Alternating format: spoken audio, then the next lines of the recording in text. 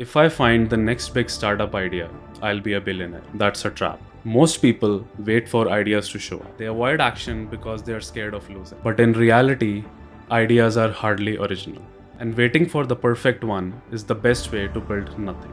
Hi, I'm Ishmeet. A few years ago, I thought I had it all figured out. I had a startup, I had a vision, and I was gonna make it work through sheer willpower. But instead, I burned $125,000 of my own money and watched the whole thing shut down. That failure broke me for a while, but it also taught me more than any success ever could. Now I'm back as a founding engineer at an AI startup. We have already pivoted multiple times based on real user data. And now I'm building in public because I want you to learn from my expensive mistakes. So you don't have to pay the same price that I did. So Facebook wasn't the first social network. Friendster and MySpace were already very massive. But Facebook won through better execution and network effects. Google wasn't even close to being the first search engine.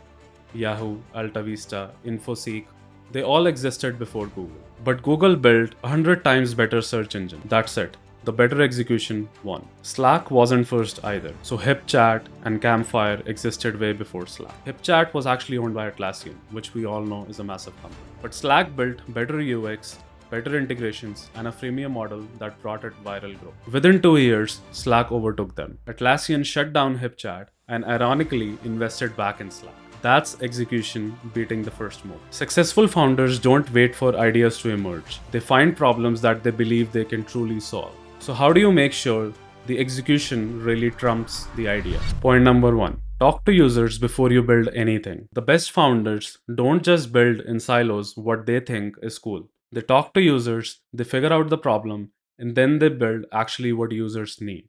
My first startup, we had a brilliant idea. We built for months, we added features nobody asked for, and we kept building because it felt productive. But we never really talked to enough users, at least not seriously. When we finally launched, the response was basically silence. We had spent months building something that nobody really wanted. That costed us a fortune and 3 crucial years of my early career. At my current startup, we do completely opposite. After we raised our pre-seed round, we immediately pivoted. Not because we built something unusable, but after talking to users, the data told us something else. Within weeks of launching, we figured that there was not enough demand for our original idea at the expected price. So we killed the product and started exploring new directions. Building without talking to users is just expensive guessing. Every week you spend building the wrong thing is a week you cannot get back. Before you write a single line of code, talk to at least 10 people who might use your product. Ask them what is their biggest pain.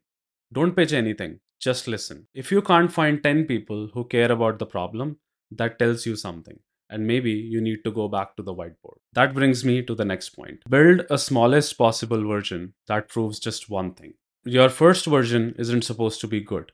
It's supposed to teach you something. It's supposed to be a test. At my first startup, we had this grand vision full manufacturing ERP platform with all the bells and whistles. We spent months building features we thought our users would love dashboards, integrations, automations.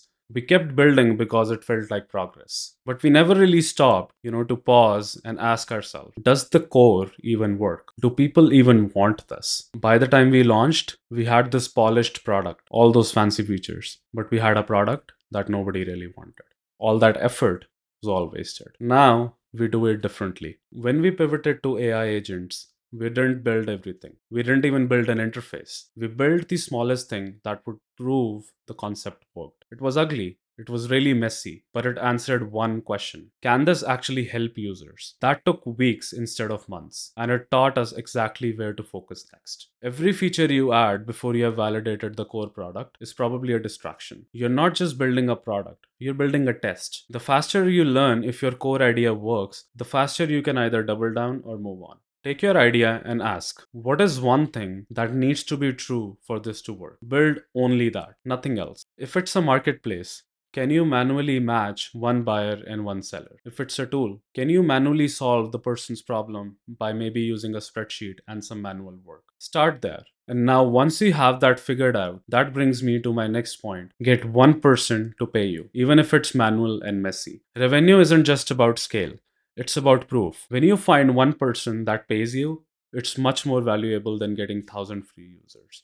that validates your product, that validates your idea. At my first startup, we waited a long time to get paid users. We kept building in isolation. And that was a mistake because free users will tolerate a lot. Paying customers won't. And until someone pays you, you don't actually know if you have built something that's valuable. Now we push for paying customers early, like embarrassingly early. Product isn't polished. We are doing things manually behind the scenes that should be automated. But we got people to pay, and that changed everything. Suddenly, we knew exactly what they cared about because they were voting through their wallets. Money is the ultimate signal. It tells you if someone values what you have built by trading their hard earned cash for it. No amount of compliments or signups can give you that clarity. Find one person who will pay you something, anything, even 20 bucks. Don't wait for your product to be perfect. Don't wait until it scales. Just get one person to pay. Then figure out why they paid and find more people like them. That brings me to the final point. Ship fast, but with intent. Speed matters, but reckless speed kills you. The goal is fast learning, not fast building. Just about 8 months ago, I had to learn AI agents from scratch. None of us has built them before. I have been an iOS engineer all my life. I don't even know what AI is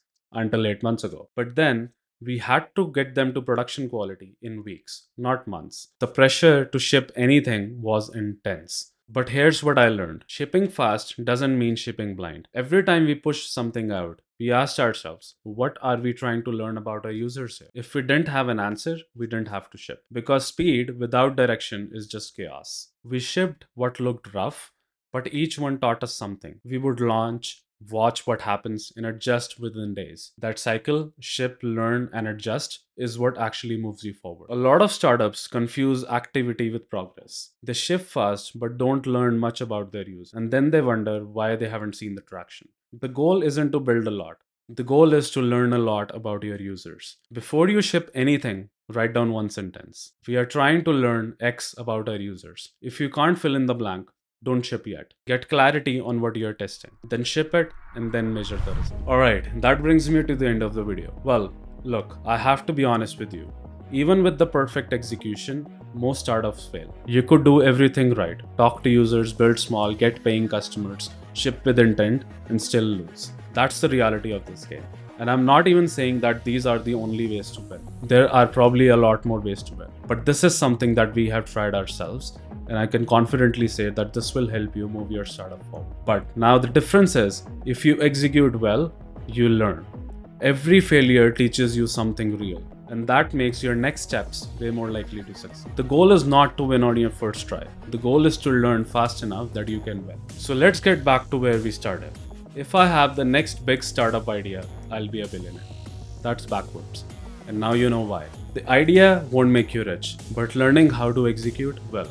Facebook, Google, and Slack, none of them won because they had the idea. They won because they executed better than everyone else. Here's the one thing I want you to remember. Founders don't wait for ideas. They find problems they can confidently solve and figure it out as they go. If you're building something right now, drop a comment with the risky assumption that you are testing. I want to know what you're betting on. And if this was helpful, please hit subscribe.